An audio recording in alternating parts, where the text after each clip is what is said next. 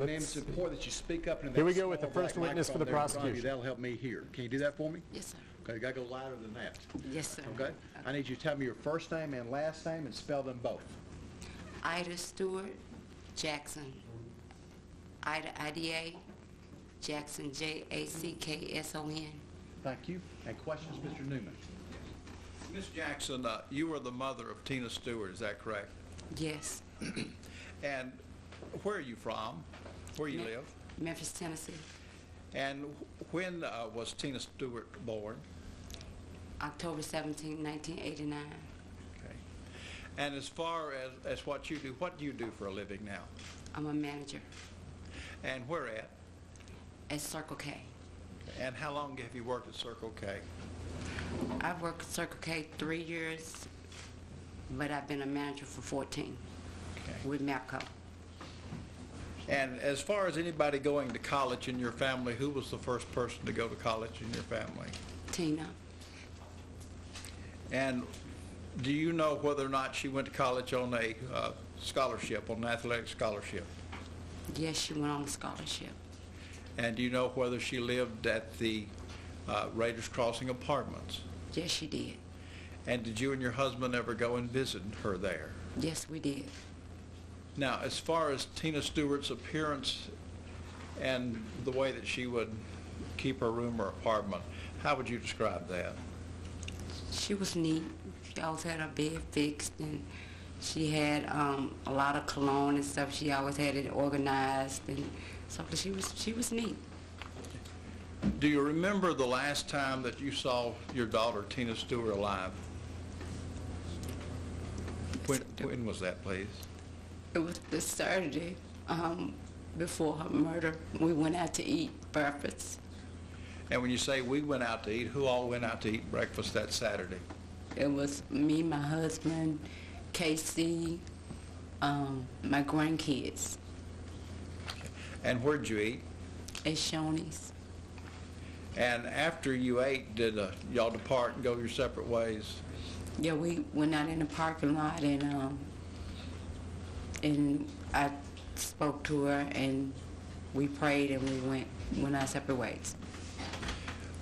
Did she say anything to you at that time when she was leaving? I said to her, I said, come and give me a hug, because we never, this might be the last time we see each other, so we hugged each other, and she laughed, and she said, oh, Mom, this is like that, and I never know that.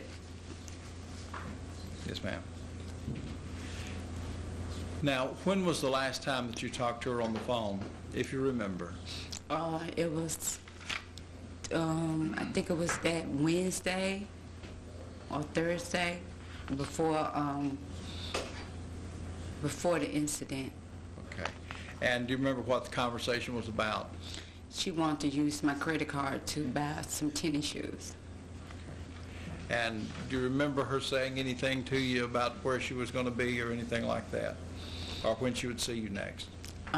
She said she was going to see us in Hot Springs. Okay.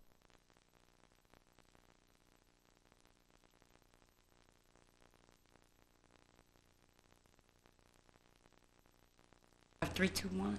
Okay. Would you disagree with any of the records that are going to be introduced later as far as what her phone number was? Can you repeat that? You would agree with the records that would be introduced later as far as what her phone number was? I agree. And is part of the reason that you don't remember her phone number is you have it programmed in? Exactly. Got to So you program just new phone. punch the name and Right. makes the call. Now, do you know whether or not there was a phone call made from Miss Stewart's phone to either you or your husband in the late afternoon of March the 2nd that no one answered? Yes, she called. It was a missed call. Okay. When you say missed call, what does that mean?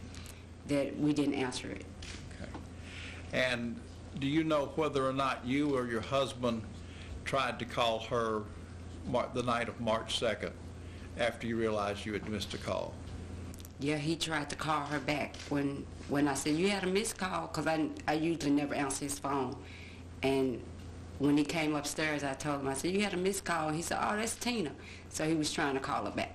Okay.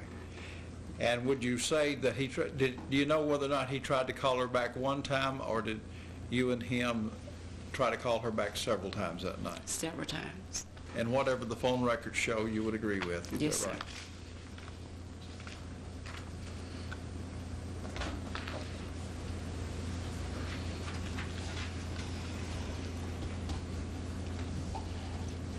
Can you see the photograph? Yes. And Yes, sir. Who is that in the photograph? This is my daughter. Is that Tina Stewart? Yes. And does that accurately depict her relative size and physical description? Yes, sir. Your Honor, we'd like to make that an exhibit. That would be exhibit number 1. Right there, 1 second, Frank. Sure.